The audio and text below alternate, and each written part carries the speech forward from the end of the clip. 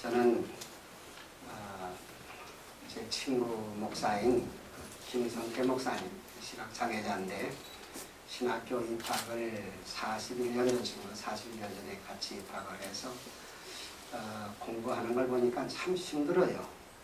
그래서 제일 힘든 것이 뭐냐 하면은 시험 치를 때에 이 친구는 자기 이름 쓰기도 좀 어렵거든요. 눈 뜨면 완전히 그건 병신입니다. 눈을 감았으니까는 이건 훌륭한 목사가 되죠. 눈을 이렇게 만약에 수술해서 떴다고 하면은 그 다음부터는 아무것도 못할 친구이거든요. 그래서 신학교 다닐 때 때로 시험도 대필해주고 저희 때는 강도사고시가 있었습니다. 강도사고시도 제가 가서 또 시험도 대필해주고 목사고시 때는 또 가서 또 목사고시도 대필해주고 그러면서 맹인 사역을 같이 했습니다. 신학교 졸업하고 총회 안에 맹인 선교회를 만들어서 맹인들에게 시각장애인들에게 복음을 전하는 귀한 사역을 선교단체를 만들었습니다. 그때에 회장님이 우리 신명 목사님 아버님이신 신동엽 목사님이셨습니다. 신동엽 목사님을 회장으로 모시고 맹인 선교 사역을 같이 해왔는데 제가 이제 은퇴를 하면서 어느 목사님을 후임자로 모실까 하고 또 당에서는 저한테 목사님 추천한 목사님이라면 내가 우리 교회가 담임으로 모시겠다고 할 때 사실 신 목사님을 얘기가 됐어요. 그래서 우리 당의 서기가 가서 목사님을 만나 뵀는데 목사님이 겸손하신 분이기 때문에 아이고 저 같은 사람이 그게 못 갑니다 하고 저는 사양을 하니까 진짜인 줄 알고 당에 와서 그렇게 보고를 하는 거예요. 목사님 모시기가 좀 어려우신 분이라고 이래서 결국 목사님을 못 모셨는데 오늘 와보니까 여기에서 교회를 개척하고 있어요. 아마 그때 저희 교회 제 후임자로 모셨더라면 아마 이한교회가 세워지지 않았지 않겠나 하는 생각이 듭니다. 참 인연이 참 이상해요. 우리 신동영 목사님 아버님 되시는 신동영 목사님은 부산 동로교회를 세우시고 참 부산에서는 가장 대표적인 모범적인 우리 총회에서 제일 알아주는 그런 동네 중앙교회에 목회를 하셨습니다. 그리고 우리 신라마음과병원이 세워진 다음에는 매년 12월 끝째 주일은 아예 이것은 시각장애자들을 위한 주일로 해서 남선교회, 여전도회가 다 연합해가지고 바자회를 한 주간 엽니다. 그래가지고 한 주간 열어가지고 해마다 지금까지 계속됩니다. 해마다 10월 끝주간에는 바자회를 열어서 1년에 한 4, 5천만 원 이렇게 개한 수술비를 매년 저희 신람병원에 가져다 후원해 주시는 그런 교회입니다. 목사님께서 신경 목사님이 아버님 목회를 배웠기 때문에 아마 이번 부활주일에 우리 예한교에서도 시각장애자들을 위해서 개한 수술 헌금을 하신다는 말을 들었습니다. 그 아버지의 그 아드님인 것 같아요. 그래서 참 감사를 드리고 사실 오늘은 병원장 되시는 김성태 목사가 와서 말씀을 전해야 되겠지만은 이 목사가 지금 미국에 출장 중이어서 돌아오질 못했습니다. 그래서 제가 대신해서 말씀을 전하게 되었습니다. 말씀을 통해서 함께 은혜를 나누는 시간이 되었으면 합니다. 우리가 인생을 살아가면서 혹은 신앙생활하면서 우리들에게 중요한 것이 뭐냐면 도대체 내가 누구인가 자기 정체성을 바로 알고 인생을 살아가는 것, 신앙생활을 하는 것이 중요하다고 생각을 합니다. 내가 누구인지를 모르고 살면 결국 우리는 인생을 바로 살 수 없고 신앙생활도 바로 할 수가 없어요. 예를 들어서 가정에서 가장이라고 하는 자기의 그 정체성을 바로 알면 가장으로서의 책임을 다하게 될 거예요. 아내에 대해서나 자식들에 대해서 책임을 다할 텐데 제가 목회하면서 보게 되면 때로 자신이 가장인가 것을 제대로 알지를 못해가지고 남편 구실도 못하고 아버지 구실도 못하는 그런 가장들을 때로 봤거든요. 왜냐하면 그 사람은 자기 정체성을 모르기 때문에, 내가 누구인가를 모르고 인생을 살기 때문에, 가정생활하기 때문에 그런 가정은 참 불행할 수밖에 없는 것입니다. 우리 인생도 마찬가지라고 봐요. 내 자신이 도대체 어떤 존재냐, 내가 누구냐 하는 것을 바로 알고 인생을 산다고 하면 우리는 바른, 보다 더 나은 인생을 살 수가 있을 것이고, 신앙생활을 하더라도 제대로 할 수가 있을 텐데, 나의 정체성을 바로 모르기 때문에 신앙생활도 제대로 하지 못하고 인생살이도 제대로 못 사는 그런 분들을 종종 만나게 됩니다. 그런데 성경에 보면은 우리가 누구인가, 우리의 정체성에 대해서 성경은 잘 말씀해 주고 있어요. 그것은 첫째는 뭐냐 하면은 우리는 하나님의 자녀라는 것이죠. 하나님의 자녀. 예수님께서 우리들에게 가르쳐서 가장 위대한 가르침이 뭐냐 하면은 하나님은 우리의 아버지시다. 중국 사람들은 하나님을 뭐라고 그럽니까? 상제. 상제라고 저 높은 곳에 앉아서 황제 노릇 하시는 분이 하나님으로 보는데, 예수님은 그렇게 안 가르쳤어요. 하나님은 우리의 아버지시. 내 아버지 곧 너희 아버지. 하나님 우리의 아버지라고. 그래서 여러분들 하나님을 누구로 부르십니까? 아버지라고. 아버지라고 부르는 사람은 하나님의 자녀들입니다.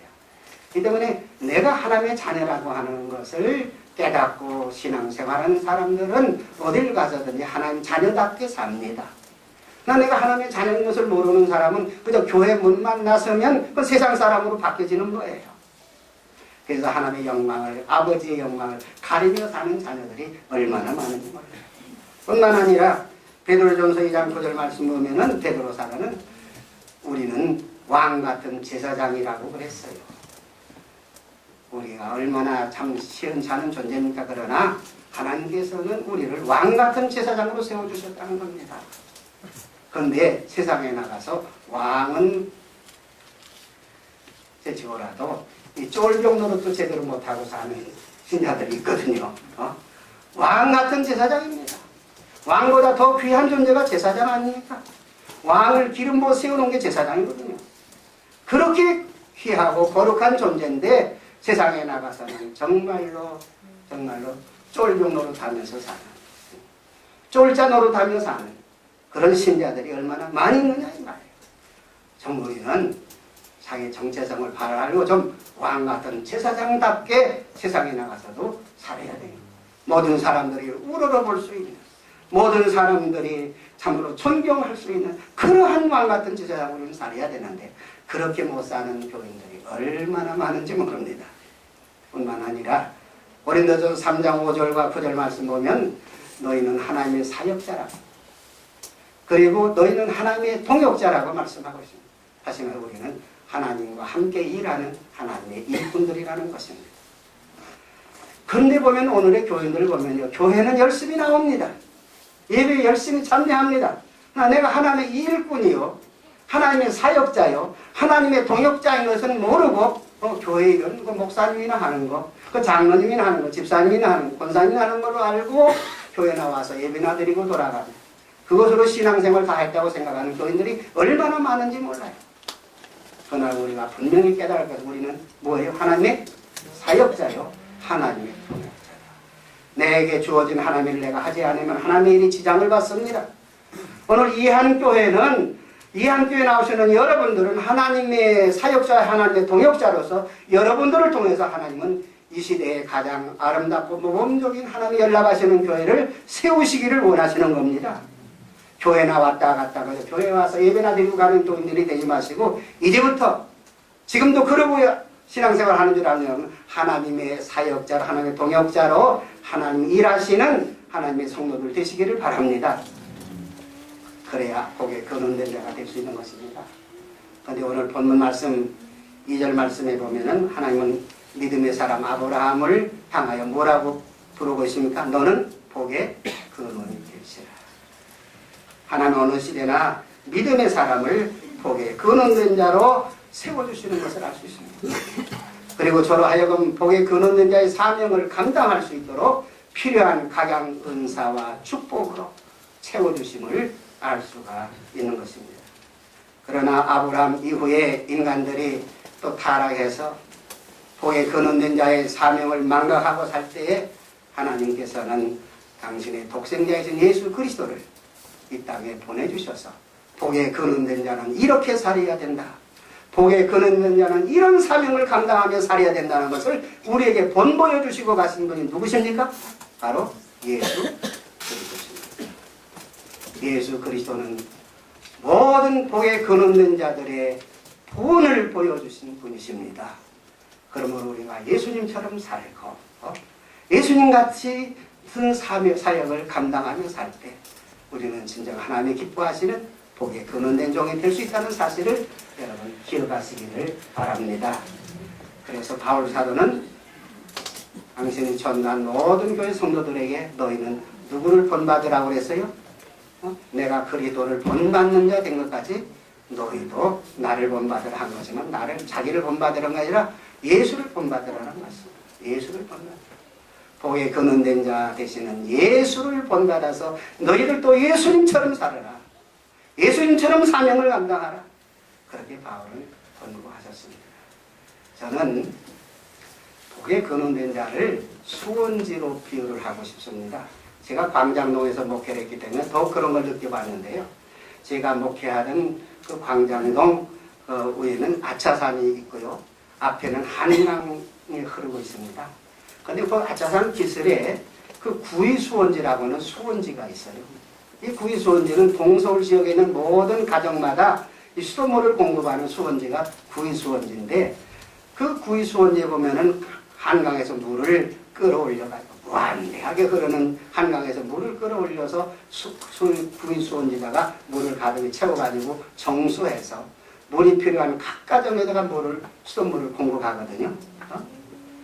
그와 마찬가지로 복에 근원된 사람은 수원지와 같다고 저는 그렇게 비유하고 싶습니다. 하나님께서는 하나님의 사랑은 무한대하십니다. 하나님의 은혜도 무한대하십니다. 하나님의 축복도 무한대하십니다. 하나님의 말씀도 무한대하십니다. 그런데 그 하나님의 무한대하신 은혜를 복에 근원된 우리들에게 채워주셔서 우리들에게 하나님의 말씀으로 채워주시고 하나님의 은혜로 채워주시고 하나님의 말씀으로 채워주시고 하나님의 능력으로 채워주시고 하나님의 지혜로 채워주시고 하나님의 축복으로 채워주셔서 우리로 하여금 복에 근원된 자의 사명을 감당케 하시는 것이 하나님의 뜻임을 여러분 깨달을 수 있기를 바랍니다. 그래서 하나님께서는 오늘 복에 근원된 자를 통해서 하나님의 말씀이 필요한 이웃들에게 복음을 전하게 해서 말씀으로 이웃을 구원하십니다.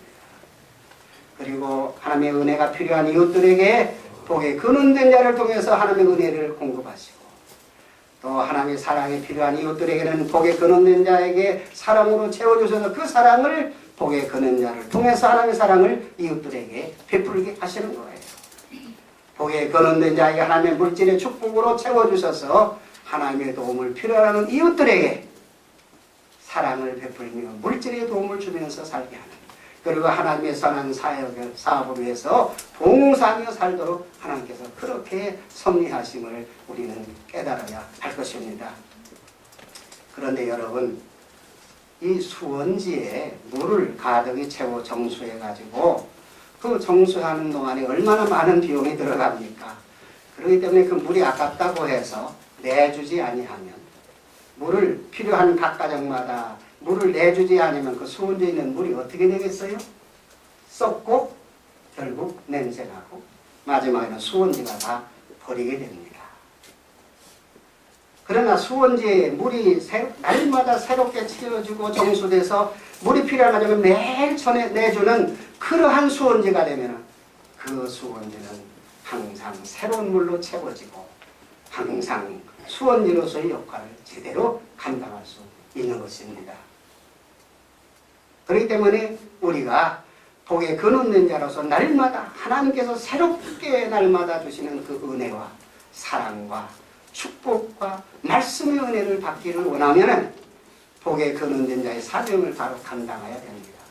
그래서 나를 통해서 하나님의 사랑받기를 원하는 이웃들에게 사랑을 베풀고, 나를 통해서 은혜 받기를 원하는 이웃들에게 은혜를 베풀고, 나를 통해서 하나님이 구원코자 하시는 자들에게 말씀을 전하고, 나를 통해서 하나님의 물질의 도움을 받기를 원하는 이웃들에게 물질로 저들을 도와주며 하나님의 사고로서 내가 봉사하게 될 때 하나님께서는 그저 내주는 대로 날마다 새롭게 하나님께서 여러분에게 사랑으로, 날마다 사랑으로 채워주시고 은혜로 채워주시고 그리고 말씀으로 채워주시고 축복으로 채워주실 줄을 믿습니다.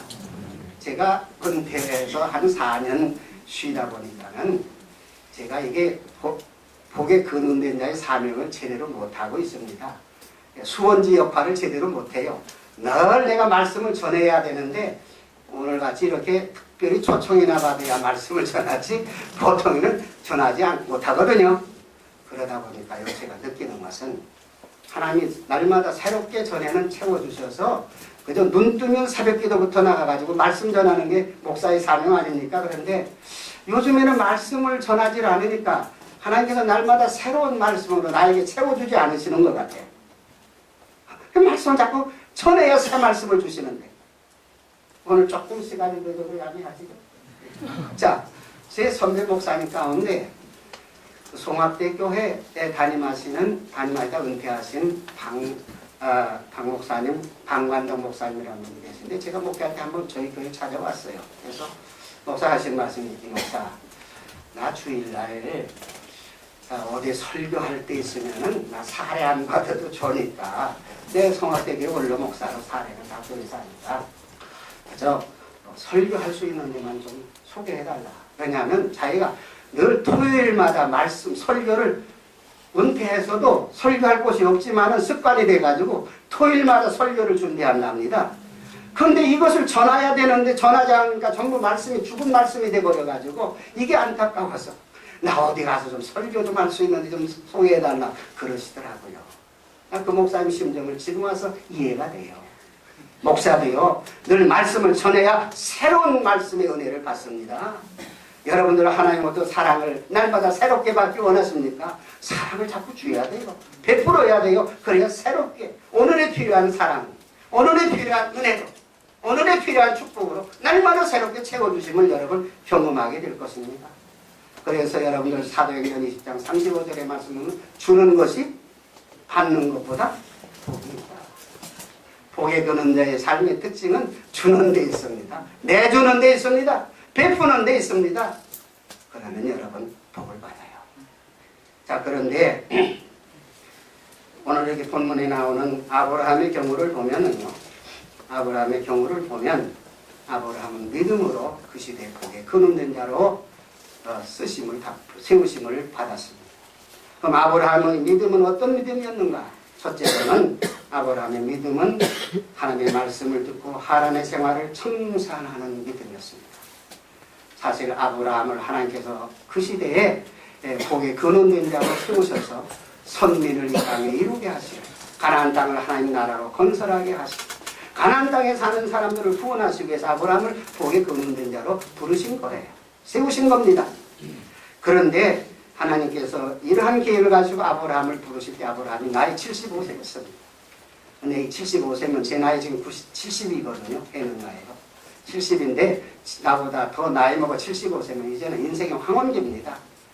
그래서 아브라함 75세가 되었지만은 스라의 자손 하나 없었잖아요. 그래서 자기는 그저 하란에서 자기 동생들, 조카들하고 더불어서 이곳에서 살다가 좋겠다. 그렇게 마음먹었을 거예요. 그리고 노후의 삶을 위해서 그 하란 땅에다가 뭔가 여생에 살 수 있는 준비도 해놨을 것입니다.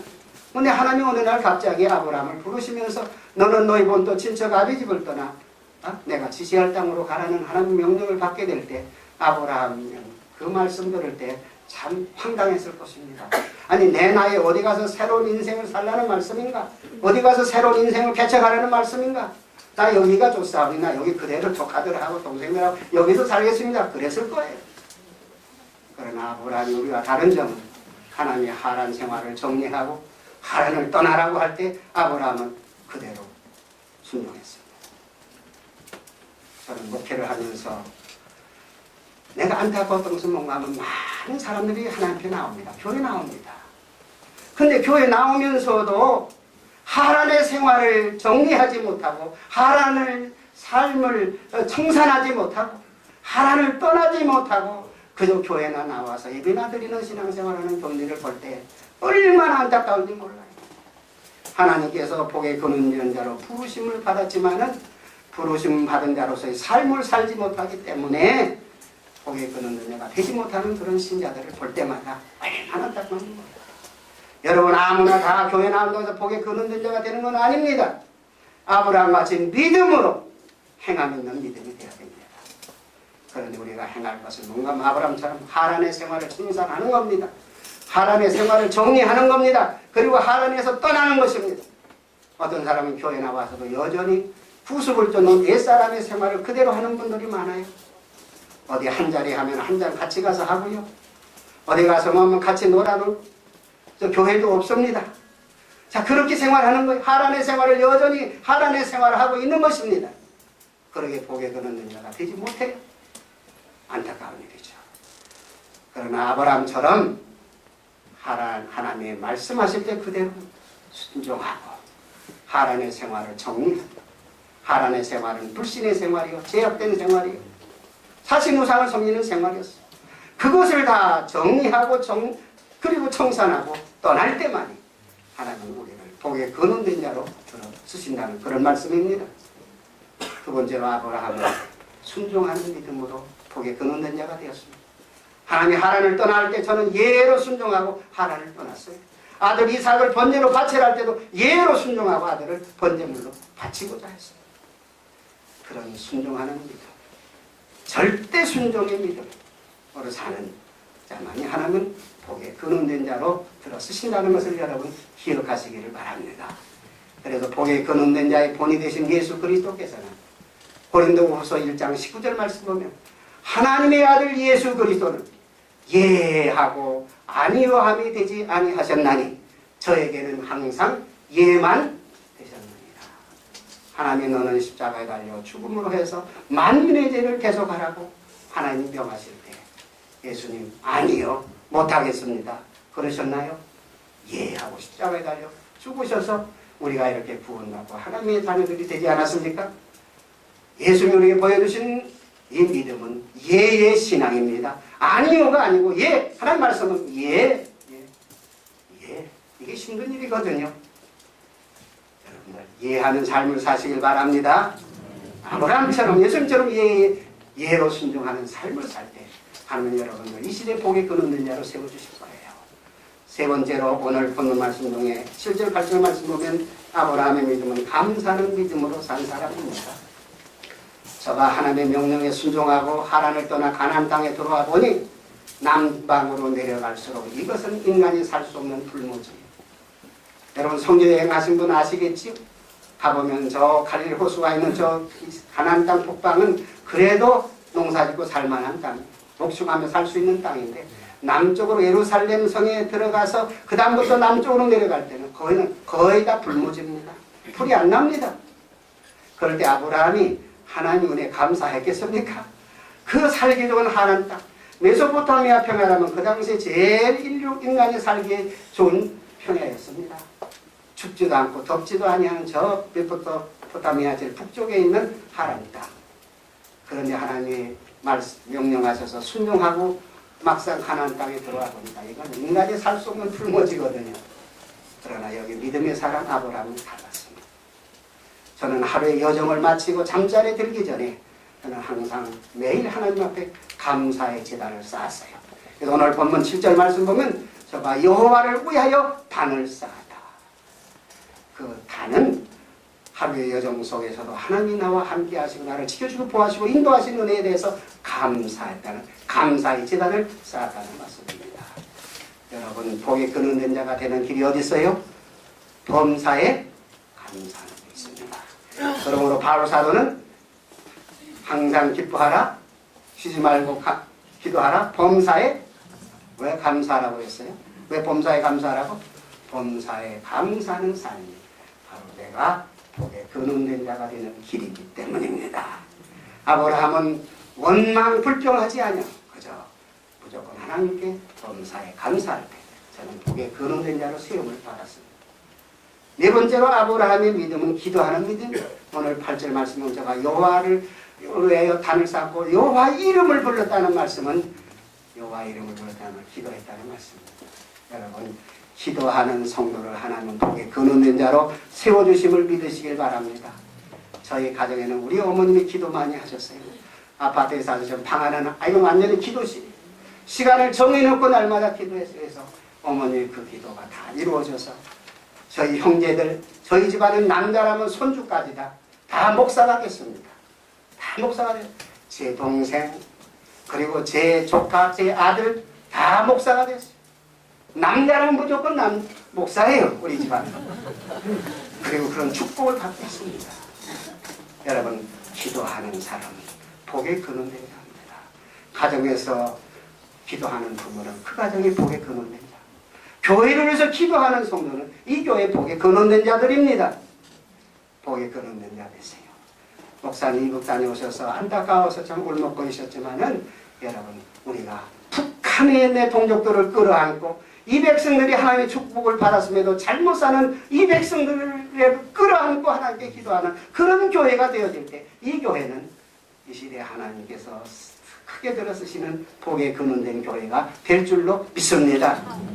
마지막으로 하나님은 아브라함의 섬기는 믿음을 귀하게 보시고 저를 복의 근원된 자로 세워주셨습니다. 성경에 보면 아브라함은 참 하나님 주신 물질을 가지고 자기만 위해서 쓰지 않냐고 조카 롯을 위해서 살림을 내줄 때는 자기보다 더 좋은 땅을 주면서 그러면서 저에게 삶의 길을 열어주지 않았습니까? 창세기 18장에 보면은 참 하나님께서 보내준 천사가 지금 소돔 고모라 성을 멸하려고 가는데 그 아브라함의 집을 지나갑니다.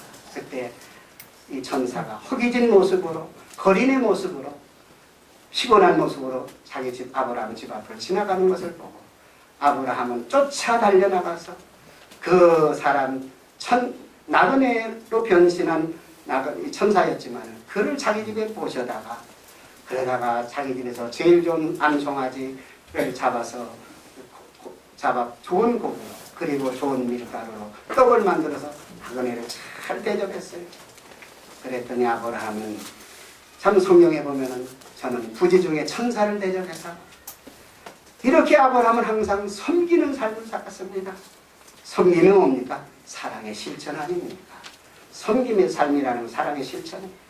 오늘 이 교회가 이 땅에 사는 시각장애자들의 눈을 띄워주겠다고 부활절 헌금을 특별히 이 개안수술을 헌금으로 바치겠다고 작정을 했다는 말을 듣고 제가 왔습니다마는 여러분 참 귀한 일 하십니다. 여러분 한국교회가 이런 일을 하기 때문에 하나님의 축복을 받고 있는 것입니다. 여러분 우리가 하나님께서 참 주시는 은혜대로 축복대로 우리가 이렇게 항상 베풀며 선한 사업에 힘쓰게 될 때 섬기는 삶을 살게 될 때 하나님은 여러분들을 복의 근원된 자로 세워주시고 여러분의 가정과 여러분의 기업도 여러분의 섬기는 이 교회도 복의 근원되게 하실 것입니다.